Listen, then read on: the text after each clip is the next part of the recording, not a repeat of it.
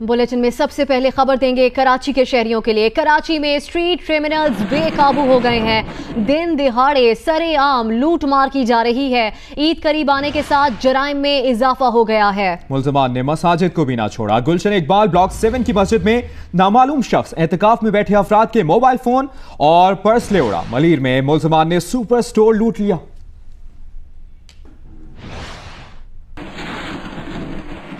ईद उल फितर से पहले ही street criminals ईदी वसूल करने निकल पड़े।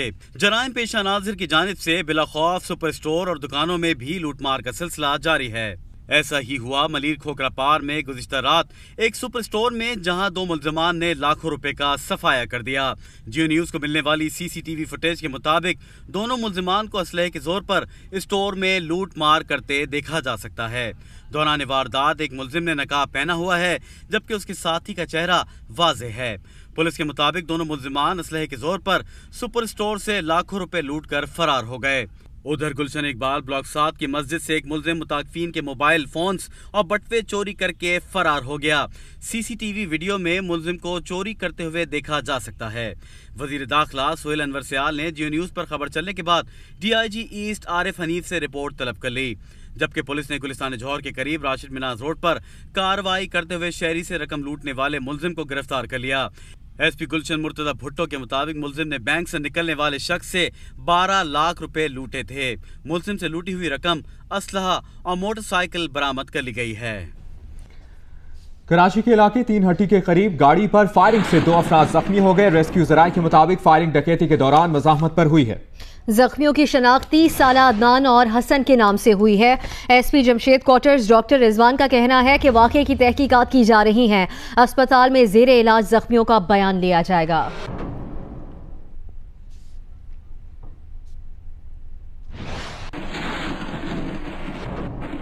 और कराची के शहरी सिर्फ स्ट्रीट क्रिमिनल्स के हाथों ही नहीं लुट रहे, बल्कि ईद का फायदा उठाकर ट्रांसपोर्टर्स ने भी किरायों में मनमाना इजाफा कर दिया है। कराची से अंदरून मुल्क जाने वाली बसों का किराया अचानक बढ़ा दिया गया है, लेकिन इस पर मोटरवे पुलिस मुतहरिक नजर आ रही है। इजाफी किराए के खिलाफ क्रैकडाउन किया गया, जिसमें 30 बसों और 20 वैगन्स के मुसाफिरों को इजाफी किराया वापस दिलवा दिया गया। मजीद बता रहे हैं जियो न्यूज के नुमाइंदे ज़ीशान शाह। जी बिल्कुल, मैं इस वक्त टोल प्लाजा पर मौजूद हूँ, जहां पर मोटरवे पुलिस की जानिब से आज एक कैंपेन का आगाज किया गया है, जिसके अंदर अंदरून मुल्क जाने वाली जितनी भी मुसाफिर बसेज हैं, उनमें जो मुसाफिरों से एक्स्ट्रा किराया लिया जाता है, उसके खिलाफ ये क्रैकडाउन है। मेरे साथ इस वक्त DSP मोटरवे कराची मौजूद है, फरहान साहब, इनसे बात करता है। जी फरहान साहब, बताइए क्या डिटेल्स हैं और अब तक कार्रवाई में क्या आप लोगों को कामयाबी मिली है? जी, असल में मुसाफिरों की तरफ से हमें मुसलसल शिकायत मौसूल होनी थी कि ईद की छुट्टियों पे जो लोग जा रहे हैं उनसे जायद किराया वसूल कर रहे हैं ट्रांसपोर्टर हजरात, जबकि इन्हें PTA और RTA की तरफ से किराया नामा कानूनी जो है वो मौसूल है, लेकिन ये उसकी खिलाफ वर्जी कर रहे हैं। तो DIG motorway police south zone Nasir Mahmood Satti साहब की हिदायत पर और SP motorway police Hyderabad zone Karamullah Soomro साहब की हिदायत पर आज हमने स्ट्रेटेजी बनाई और इनके खिलाफ ये क्रैकडाउन किया है और हर बस और वैन को चेक किया जा रहा है। हमारे ऑफिसर्स में चढ़ते हैं और जिस बस और वैन से हमें ये शिकायत मौसूल होती है, मौके पर ही उनका किराया जो इजाफी लिया गया वापस कराया जाता है और ड्राइवर के खिलाफ 1000 से 5000 रुपए तक का जुर्माना भी किया जा रहा है। अब तक कितने ऐसे मुसाफिर हैं और कितनी रकम आप लोगों ने वापस दिलवाई है? जी, तकरीबन 55 के करीब बसेज हैं और 30 के करीब वैन है जिनके खिलाफ ये कार्रवाई की गई है। 1,25,000 रुपए तक का जुर्माना अब तक वापस कराया जा चुका है मुसाफिरों को और तकरीबन 35,000 रुपए के जुर्माने किए गए हैं ट्रांसपोर्टर्स के खिलाफ। जैसा कि DSP मोटरवे ने कहा कि तकरीबन 80 से जायद जो है मुसाफिर बसों के ऊपर इस वक्त जुर्माना किया जा चुका है। साथ ही साथ ये जो कैंपेन है ये ईद के दिन तक जारी रहेगी और ताकि कि अगर ये कैंपेन रोक दी जाए और उसके बाद में जो मुसाफिर बसें दोबारा अपना किराया बढ़ाएं, तो इसलिए इसको ईद के दिन तक जारी रखा जाएगा। इसके अलावा 2 शिफ्टों में मोटरवे पुलिस यहाँ पर काम करेगी ताकि कोई भी बस कराची टोल प्लाजा से ऐसी मिस ना हो जो कि जायद किराए लेके यहाँ से मुसाफिरों को लेकर अंदरूनी सिंध गई है। जी बहुत शुक्रिया ज़ीशान। पंजाब, खैबर पख्तूनख्वा, शिमाली बलोचिस्तान और आज़ाद कश्मीर के मुख्तलिफ इलाकों में बारिशों से नशेबी इलाके ज़ेरे आब आ गए हैं। मुतादिद मकामात पर दीवार और छत गिरने से 1 बच्ची जाँ बहक और 10 अफराद जख्मी हो गए। कुछ जगहों पर बिजली के मीटर्स में आग लग गई। राजनपुर में कोहे सुलेमान के पहाड़ी सिलसिले में बारिश से बरसाती नदी नालों में तुगयानी आ गई। उधर कश्मीर के मुख्तलिफ हिस्सों में गरज चमक के साथ होने वाली बारिश ने मौसम सुहाना कर दिया। कश्मीर के पहाड़ों पर काले बादलों ने डेरे डाल लिए हैं। नकियाल में दिन में ही रात का समा हो गया है। काले गहरे बादल छाए हुए हैं। वक्फे वक्फे से बारिश हो रही है, जिससे खुनकी हो गई है। वादी नीला में भी बारिश बरसते ही गर्मी का जोर टूट गया है। कोटली में बारिश ने हर शय को निखार दिया है। पंजाब में डेरा गाजी खान में बारिश के दौरान दीवार और छत गिरने से 2 अफराद जख्मी हुए। भावलपुर में बारिश से कई नशेबी इलाकों में पानी जमा हो गया है और बिजली की फराहमी भी मुअत्तल है। मियां चन्नू में गुज़िश्ता रोज की बारिश के बाद कई इलाकों से पानी की निकासी न हो सकी। बारिश का पानी गला मंडी में जमा होने से लाखों रुपए का अनाज खराब होने का खदशा है। राजनपुर के मुख्तलिफ इलाकों में बिजली बहाल होने के बाद बिजली के मीटरों में आग लग गई। राजनपुर कोहे सुलेमान में तेज बारिश से बरसाती नदी नालों में तग़ियानी आ गई। रहीम यार खान में गुज़िश्ता रात आने वाली आंधी और बारिश से सस्ता रमजान बाजार के खैमे और शामियाने गिर गए। शुमाली बलोचिस्तान में ज़ोब, मूसाखेल, शिरानी, लोरालाई, बारखान समेत मुख्तलिफ इलाकों में मूसलाधार बारिश और जालाबारी से नदी नालों में सैलाबी रेले आने से राब्ता सड़कें मुतासिर हुई हैं। शिरानी के मुख्तलिफ इलाकों में छतें गिरने से एक बच्ची जाँ बहक जबकि 5 अफराद जख्मी हो गए।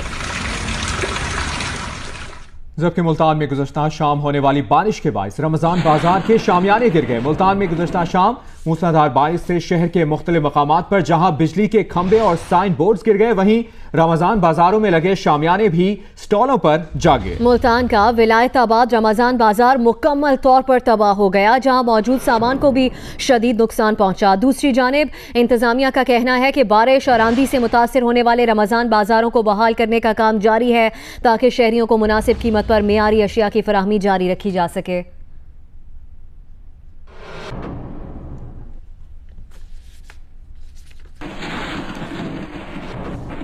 गुजरावाला और गिरदोनवाह में गुज़श्ता रात से वक्फे वक्फे से बारिश का सिलसिला जारी है, जिससे मौसम खुशगवार हो गया है। मजीद बता रहे हैं उस्मान खलील। जी, गुजरावाला और इसके गिरदोनवाह में भी गुज़श्ता रात से कभी हल्की और कभी तेज़ बारिश का सिलसिला वक्फे वक्फे से जारी है। बारिश के बाद गुजरावाला का मौसम काफ़ी खुशगवार हो चुका है, तो दूसरी तरफ लोगों को आमदोरफ्त में भी शदीद मुश्किलात का सामना करना पड़ रहा है। बारिश के बाद शहर के मुतअद्दिद जो है पोश इलाके, सेल्टर town, model town, civil line और गिल रोड पर जगह जगह पानी खड़ा हो गया है, जिससे वासा की कारकर्दगी का पोल खुल के सामने आ गया है। वासा हुकाम के मुताबिक शहर की मुख्तलिफ सड़कों पर बोजर नस्ब कर दिए गए हैं, जल्द ही पानी उतर जाएगा। साथ साथ जो है बारिश के बाद गैपको के भी मुतअद्दिद फीडर ट्रिप कर गए हैं, जिनकी बहाली का काम जारी है। महकमा मौसमियात के मुताबिक आइंदा भी 1 से 2 रोज़ मजीद बारिश पड़ने का इम्कान जाहिर किया जा रहा है। जबकि लाहौर में रात भर जारी रहने वाली बारिश ने मौसम खुशगवार बना दिया। महकमा मौसमियात ने अगले 48 घंटों के दौरान मजीद बारिश की पेशगोई की है। खुशगवार मौसम ने रोजे ठंडे करने के साथ साथ ईद शॉपिंग का मजा भी दोबाला कर दिया, जबकि छतें गिरने से 3 अफराद हलाक और 9 जख्मी हो गए। उम्मे फरवा की रिपोर्ट।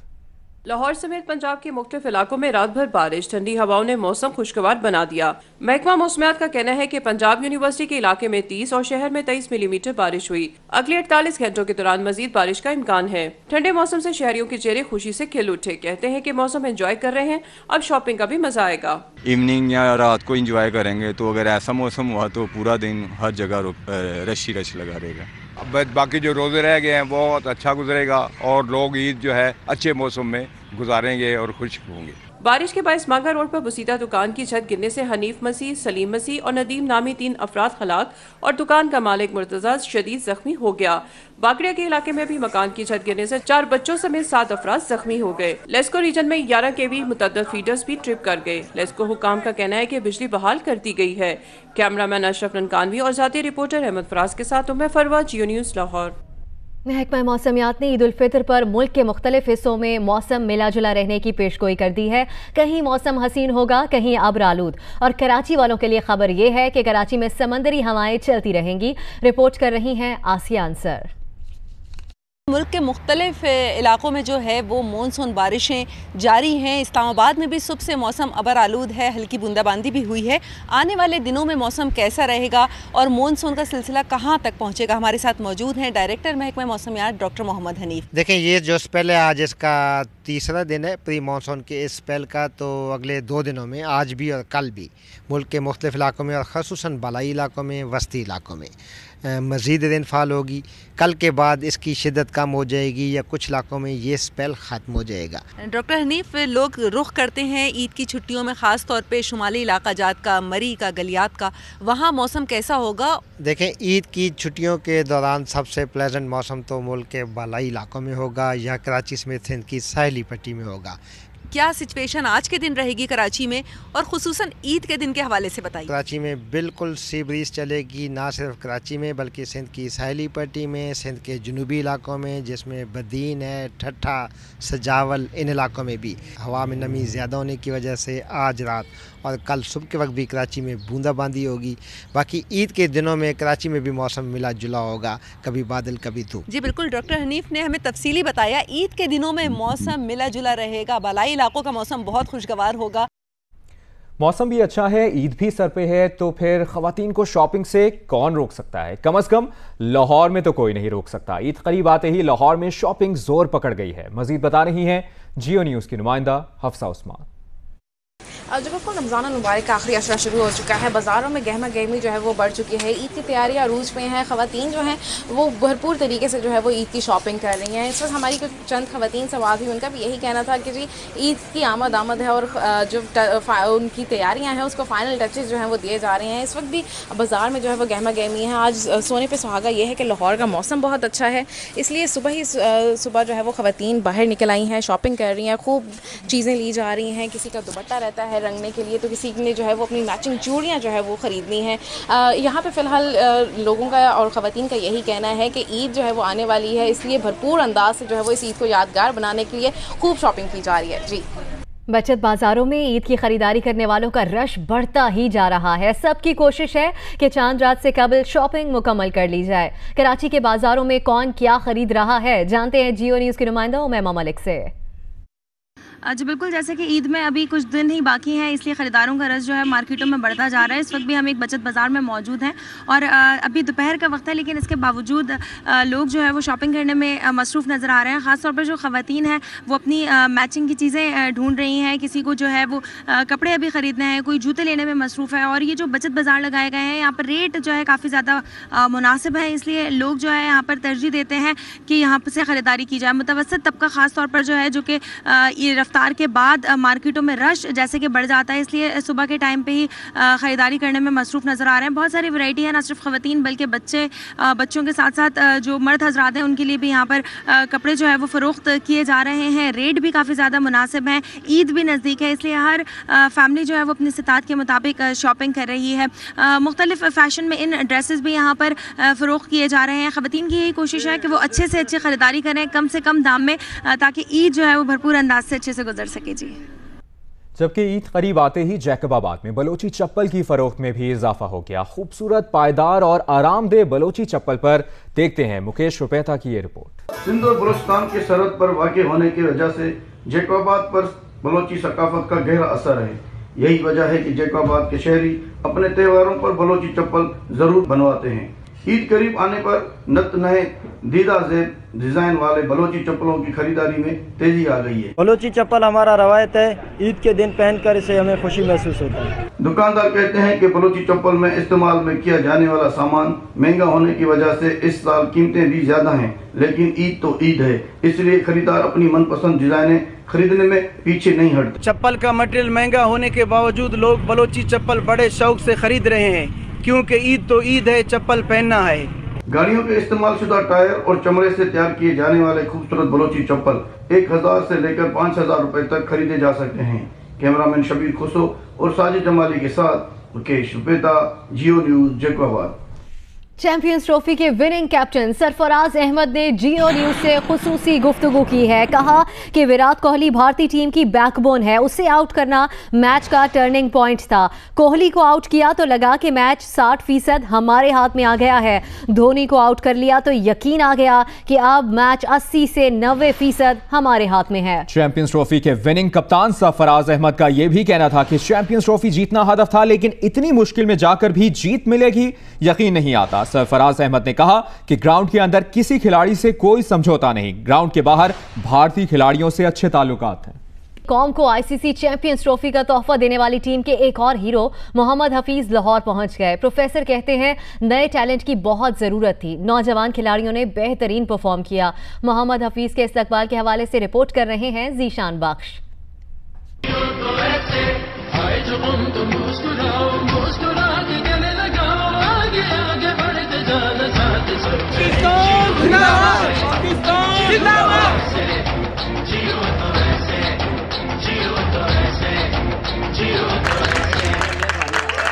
ओवल के फातेह स्क्वाड में शामिल मुमताज ऑलराउंडर मोहम्मद हफीज की भी वापसी। लाहौर एयरपोर्ट पर मद्दाहों ने पुरतपाक इस्तकबाल किया। खुशी से सरशार मोहम्मद हफीज ने चैंपियंस ट्रॉफी जीतने पर फख्र का इजहार किया और कहा कि टीम वर्क और कौम की सपोर्ट ने फाइनल तक पहुंचाया। मैंने और हमारी टीम ने कुछ ऐसा काम किया जिससे पूरा मुल्क बहुत ज़्यादा खुश है। मुल्क का नाम रोशन हुआ और हम उम्मीद करेंगे कि इंशाल्लाह हम और मेहनत करें, आप सब लोग और ज़्यादा सपोर्ट करें ताकि पाकिस्तान टीम और ज़्यादा कामयाबी हासिल। इस्तकबाल के लिए आए मोहम्मद हफीज के बच्चे और रिश्तेदार भी खुशी से निहाल दिखाई दिए। कहते हैं कि टीम ने भारत को हराकर कौम को बहुत बड़ी खुशी दी है। मुझे बहुत अच्छा लग रहा है कि बाबा चैंपियंस ट्रॉफी जीत कर आ रहे हैं। मैं बहुत खुश हूँ कि पाकिस्तान आईसीसी चैंपियंस ट्रॉफी जीता है। बहुत बड़ी टीम से जिससे हम काफ़ी अरसे से हारते हुए आ रहे थे, हर कोई डिसअपॉइंट था, but now like we are happy, very happy. Mohammad Hafeez अपनी रिहाइशगाह पहुंचे तो यहाँ भी शायकीन क्रिकेट अपने हीरो के मुंतजिर। किसी ने गुलदस्ता पेश किया तो किसी ने फूल निछावर करके मोहब्बतों का इजहार किया।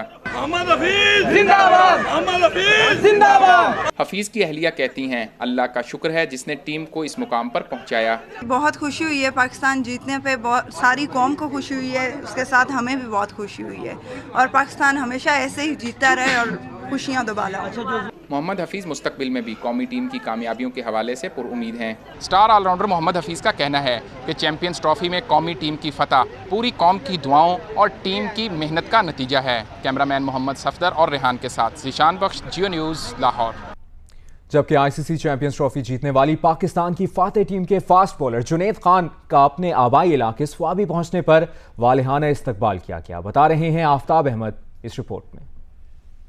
आईसीसी चैंपियंस ट्रॉफी जीतने के बाद पाकिस्तान टीम के फास्ट बॉलर जुनैद खान की सवाबी वापसी पर वालिहाना इस्तकबाल किया गया। खानदान के अफराद, दोस्त अहबाब के अलावा क्रिकेट शायकीन की बड़ी तादाद सवाबी इंटरचेंज पर मौजूद थी। उन्हें हार पहनाई गई और पाकिस्तान जिंदाबाद के नारे लगाए गए।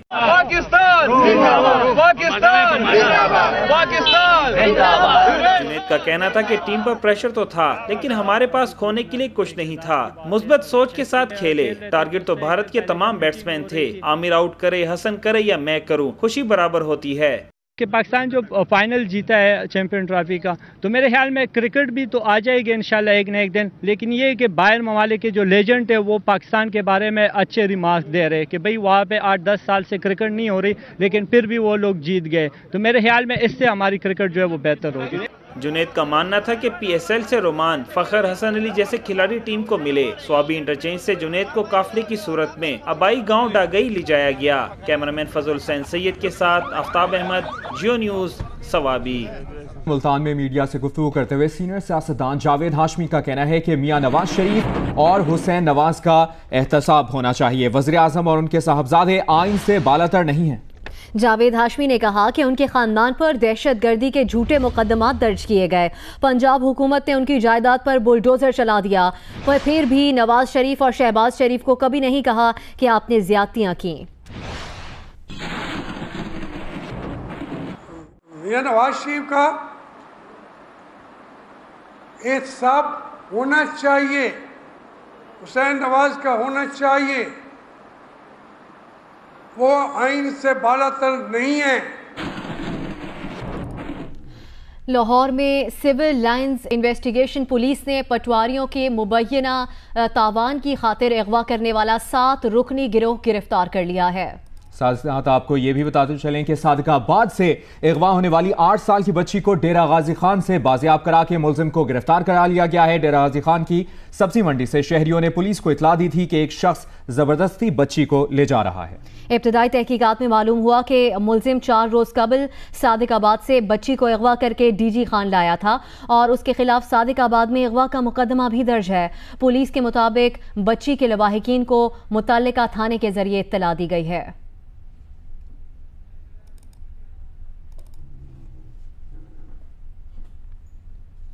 पंजाब फूड अथॉरिटी ने सूबे भर में मिठाई के तमाम छोटे बड़े प्रोडक्शन यूनिट्स को खबरदार कर दिया कि 48 घंटे के अंदर यहां पर अगर माहौल दुरुस्त कर लें और मिठाई में कोई चीज़ नाकिस और गैर मियारी इस्तेमाल ना करें, वरना प्रोडक्शन यूनिट्स और दुकानें सील कर दी जाएंगी। इस बारे में रिपोर्ट करें ज़ीशान बख्श।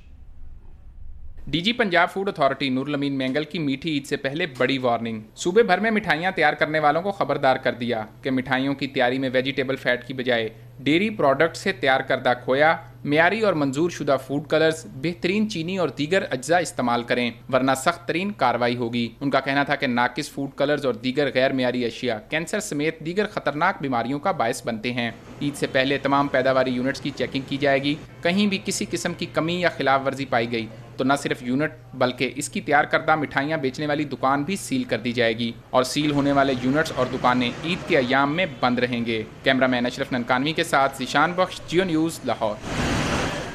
वज़ीर आला पंजाब शहबाज शरीफ ने डिस्ट्रिक्ट हेडक्वार्टर अस्पताल कसूर के अचानक दौरे के दौरान DMS को गैर हाजिरी पर मुअत्तल कर दिया, जबकि अमले को यूनिफॉर्म में रहने की हिदायत की है। वज़ीर आला शहबाज शरीफ बगैर प्रोटोकॉल डिस्ट्रिक्ट हेडक्वार्टर अस्पताल कसूर पहुंचे तो इंतजामी अफसरों और पुलिस अफसरों की दौड़ें लग गईं। अस्पताल से MS और DMS दोनों गायब थे। पूछने पर बताया गया कि MS लाहौर मीटिंग में गए हैं, जिस पर उन्होंने गैर हाजिर DMS को मुअत्तल कर दिया। वज़ीर आला पंजाब ने सुपरवाइजर की जानिब से यूनिफॉर्म ना पहनने पर बरहमी का इजहार किया और अमले को हर सूरत यूनिफॉर्म पहनने की हिदायत की। शहबाज शरीफ ने वार्ड्स में मौजूद साइड टेबल्स को जल्द तब्दील करने का हुक्म दिया और सफाई के इंतजामात को बेहतर बनाने की हिदायत की।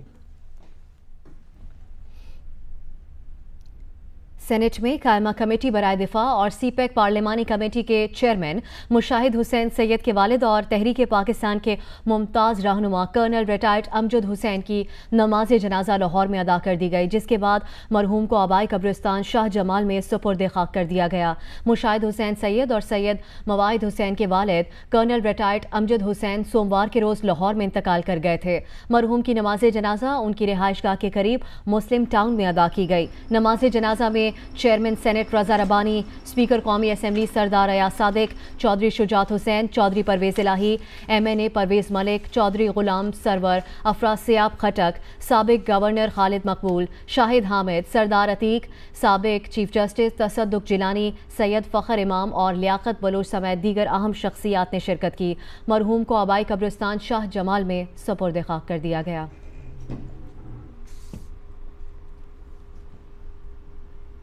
अभी आपको अपडेट करें मॉनसून की बारिशों से कबल सिंध बिल्डिंग कंट्रोल अथॉरिटी ने कराची में खतरनाक करार दी जाने वाली इमारतों की फहरिस्त जारी कर दी है। शहरियों को मखदूश इमारतें फौरी खाली कराने का इंतबाह भी जारी कर दिया गया। सिंध बिल्डिंग कंट्रोल अथॉरिटी के मुताबिक सबसे ज्यादा मखदूश इमारतें सदर टाउन में हैं। इसके अलावा ओल्ड सिटी एरिया में भी मखदूश इमारतों की निशानदही की गई है। सिंध बिल्डिंग कंट्रोल अथॉरिटी के नोटिस में कराची के मुख्तलिफ इलाकों में 354 मखदूश इमारतों के बारे में बताया गया है। नोटिस में महकमे ने शहरियों को इंतबाह किया है कि अगर वो मखदूश इमारतों में रिहाइश पजीर हैं तो फौरी खाली कर दें और इमारत को गिरा दें। नोटिस में बताया गया है कि अगर शहरियों ने इंतबाही नोटिस मिलने के बावजूद इमारत को खाली नहीं किया तो सिंध बिल्डिंग कंट्रोल अथॉरिटी किसी भी जानी या माली नुकसान का जिम्मेदार नहीं होगा। नोटिस में कहा गया है कि शहरी किसी भी मखदूश इमारत के बारे में सिंध बिल्डिंग कंट्रोल अथॉरिटी को आगाह कर सकते हैं। नोटिस में सबसे ज्यादा मखदूश इमारतें सदर टाउन में बताई गई हैं, जबकि Lyari, Clifton, Kemari, Shah Faisal town, Malir, Preedy, Ranchore line, Bandar road, civil line समेत मुख्तलिफ इलाकों में भी मखदूश इमारतों की निशानदही की गई है।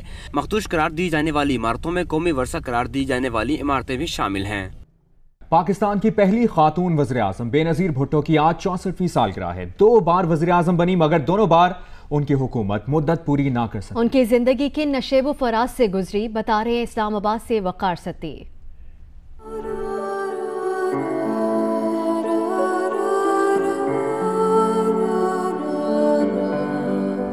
हम अमन चाहते हैं। इस्लाम का पैगाम अमन का पैगाम है, ये भाईचारा का पैगाम है। हम अपने मुल्क के अंदर अमन चाहते हैं। बेनजीर भुट्टो 21 जून 1953 को कराची में पैदा हुई। पिंकी से बीबी तक का सफर खासा कठिन रहा। कम उम्री में ही कई दुख झेले। ज़िया-उल-हक ने जुल्फ़िकार अली भुट्टो को कैद किया तो बेनजीर भुट्टो ने अपनी वालिदा के साथ मिलकर अपने वालिद की आज़ादी और जमहूरियत की बहाली की भरपूर तहरीक भी चलाई। जुल्फ़िकार अली भुट्टो को फांसी चढ़ाया गया तो बेनजीर और उनकी वालिदा नुसरत भुट्टो नजरबंद थी। बेनजीर भुट्टो ने आमर के दौर में सक्कर जेल में भी कैद काटी। वालिद की फांसी के बाद उनका अपने ही मुल्क में रहना मुश्किल कर दिया गया और वो बैरून मुल्क चली गयी। वो 1986 में जुनेजो दौरे हुकूमत में वतन वापस आई। जनरल ज़िया-उल-हक इस वक्त सदर थे। 1988 में मोहतरमा बेनजीर भुट्टो तारीख की सबसे कम उम्र और आलम इस्लाम की पहली खातून वजीर आजम बनी। अगस्त 1990 में सदर गुलाम ईसा खान ने उनकी हुकूमत को बरतरफ कर दिया। वो 1994 में दोबारा वजीर आजम मुंतखब हुई और उनके इस दौरे हुकूमत में उनके भाई मीर मुर्तजा भुट्टो को भी कत्ल कर दिया गया। 1996 में उनकी हुकूमत पीपल्स पार्टी से ही ताल्लुक रखने वाले सदर ममलकत फारूक लगारी ने बरतरफ कर दी। बेनजीर भुट्टो ने मुल्क की सियासी तारीख में जमहूरी जद्दोजहद की ऐसी मिसाल कायम की कि उनके रुफ़का इसका जिक्र आज भी फख्र से करते हैं। यौम पैदाइश पे बीबी बहुत याद आती है।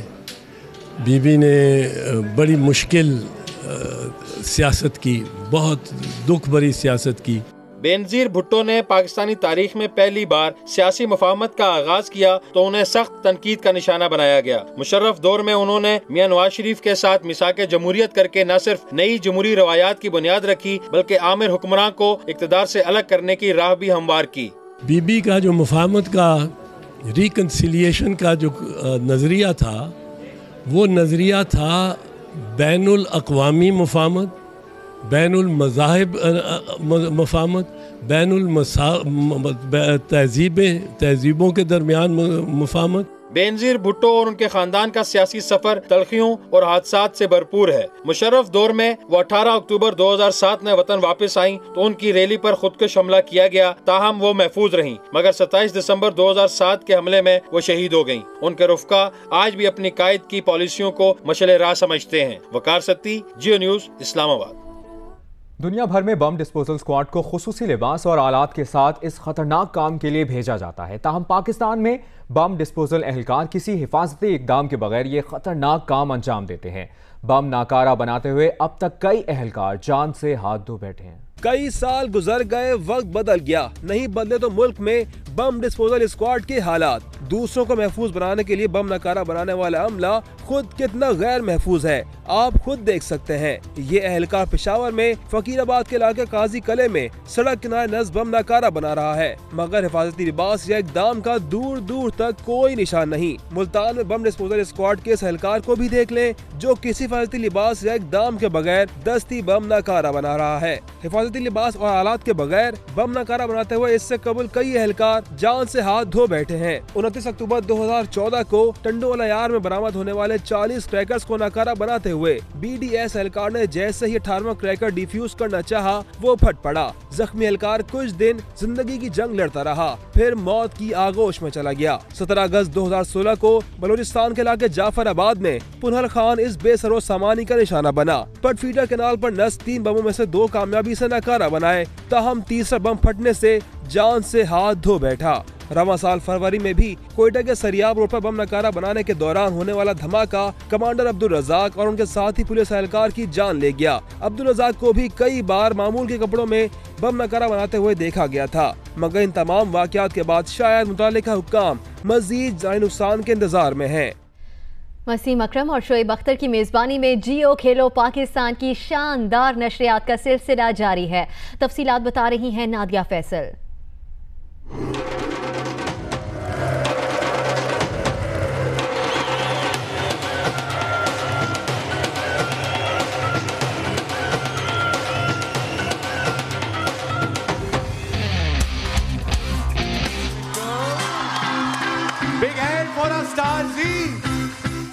सुपरस्टार क्रिकेटर्स की मेज़बानी में जियो के इस मुनफरिद गेम शो में इस बार खिलाड़ियों के साथ साथ पूरे जोश और जज्बे से शामिल हुई अनकरीब आने वाली पाकिस्तान की पहली सुपर हीरो फिल्म की स्टार कास्ट।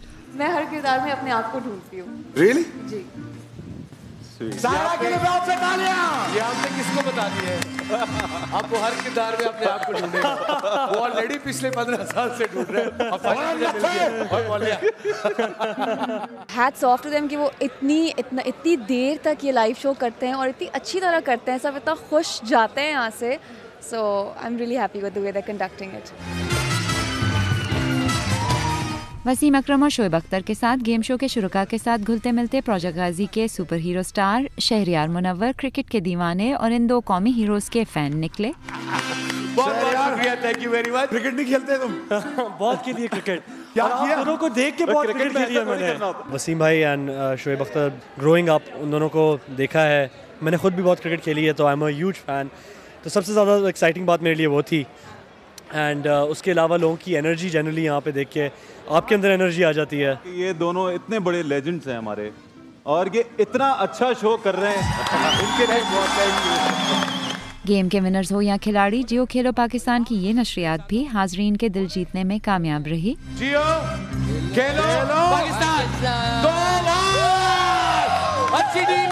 माशाल्लाह उम्र के पैकेज दिया मेरी माँ को, जिसका अरमान था, आरज़ू थी, वहाँ जाके दुआ करेंगे इंशाल्लाह जल्द जियो के लिए, जियो की टीम के लिए। जियो खेलो पाकिस्तान बहुत अच्छा शो है, बहुत मज़ा आ रहा है, एंजॉय। गेम्स अच्छे हैं, बहुत अच्छी शो कर रहे हैं, होस्ट कर रहे हैं, अच्छा कन्वे कर रहे हैं शो को। 1 2 3 2 तोले सोना, 7 बाइक्स, 2 अमरीकी टिकट्स और ऐसे कई कीमती तोहफ़ और इनामात पर मबनी जियो खेलो पाकिस्तान की 24वीं नशरियात में फिल्मी सितारों की शिरकत भी हाजरीन की भरपूर तवज्जो का मरकज़ रही। कैमरामैन अदनान अली के साथ नादिया फैसल, जियो न्यूज़, कराची। जियो खेलो